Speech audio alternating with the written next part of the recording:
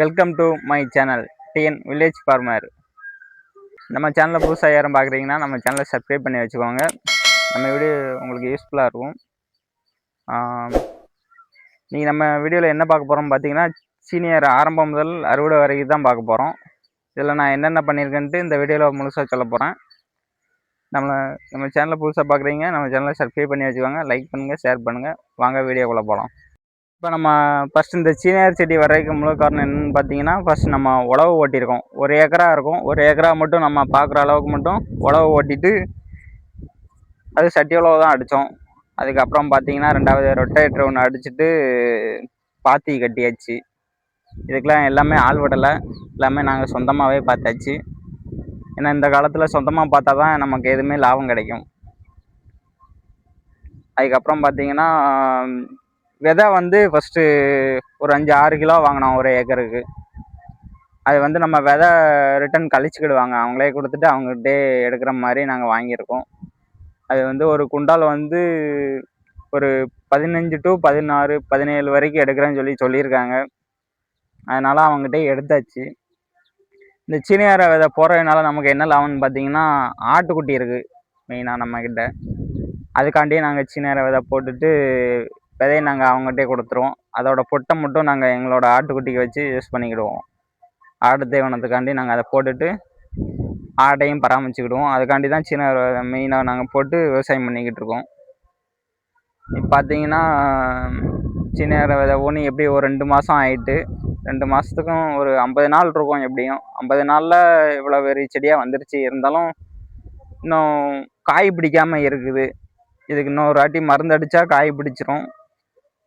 இது நாங்கள் முளைக்க வச்சு எப்படியும் ஒரு 4-5 டைமாவது தண்ணி பாய்ச்சிருப்போம். பாய்ச்சினாலும் கோடை காலத்துலனால கொஞ்சம் வளர்ச்சி கம்மியாக தான் இருக்குது. ஒரு 2 டைம் களை வெட்டியாச்சு.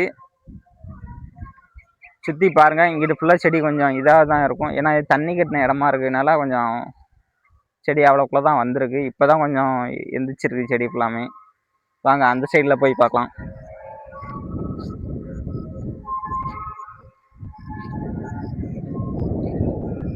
இதுக்கு இன்னொரு டைம் தண்ணி பாய்ச்சினா தான் நல்லாயிருக்கும்.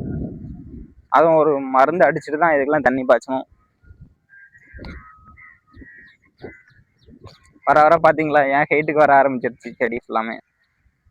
அந்த பக்கம் பார்த்தீங்கன்னா ஃபுல்லாக சின்னதாக இருக்கும், இது ஃபுல்லாமே பெருசாக இருக்கும்.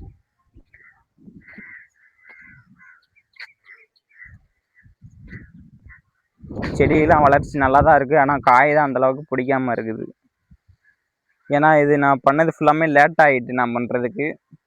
அதனால தான் எனக்கு இப்படி இருக்குதுன்னு நினைக்கிறேன். களை வெட்டினதும் லேட்டு தான், இதுக்கு மருந்து அடித்ததும் லேட்டு தான். அப்புறம் உரம் வச்சோம், அடி உரம் போட்டோம், அதுவும் லேட்டாக தான் பண்ணதுனால எனக்கு லேட்டாக தான் எல்லாமே இதாகிடுது. வீடியோ பார்க்குற நீங்கள் யாரும் சீனியர் விதை போட்டு விவசாயம் பண்ணுறீங்கன்னா அதை பற்றி கொஞ்சம் கமெண்டில் சொல்லுங்கள். நான் அந்த ஃபீல்டுக்கு இப்போ தான் புதுசாக வந்திருக்கேன். இப்போ தான் வீடியோவும் எடுத்து போட்டுக்கிட்டு இருக்கேன். நம்ம சேனலை யாரும் புதுசாக பார்க்குறீங்கன்னா நம்ம சேனலை சப்ஸ்கிரைப் பண்ணி வச்சுக்கோங்க. அப்புறம் பாருங்கள் சீனியர் செடியெலாம் எப்படி இருக்குன்னு. மேலே பூவுமா இருக்குது, கீழே பிஞ்சாக இருக்குது. அப்புறம் கீழே ஃபுல்லாமே காயாக தான் இருக்குது. ஃபுல்லாமே பாருங்கள், இந்த செடி மட்டும் இல்லை, லைனில் ஃபுல்லாமே அப்படி தான் இருக்குது. ஒரு செடியும் என் ஹைட்டுக்கு மேலேயே வந்துடுச்சு.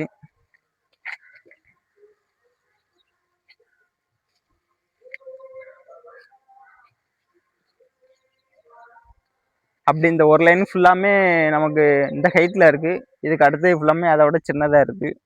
இது மேடு தாவுங்கிறதுனால அப்படி இருக்குதுன்னு நினைக்கிறேன்.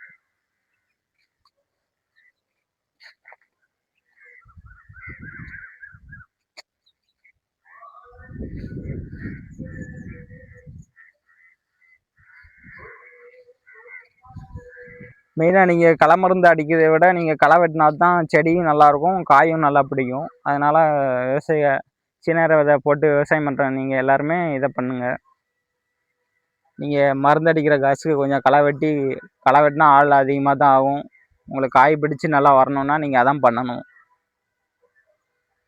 ஏன்னா நீங்கள் மருந்து அடித்தாலுமே அது ரிட்டன் வரதான் செய்யும். 2வது மழை பெஞ்சாலும் நீங்கள் தண்ணி விட்டாலும் அது வந்து சாகாது அவ்வளோவா.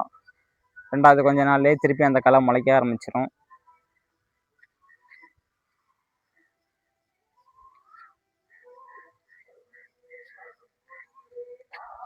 வீடியோ பிடிச்சிருந்தா லைக் பண்ணுங்கள், ஷேர் பண்ணுங்கள், கமெண்ட் பண்ணுங்கள். நெக்ஸ்ட்டு அடுத்த வீடியோவில் பார்க்கலாம். நன்றி, வணக்கம்.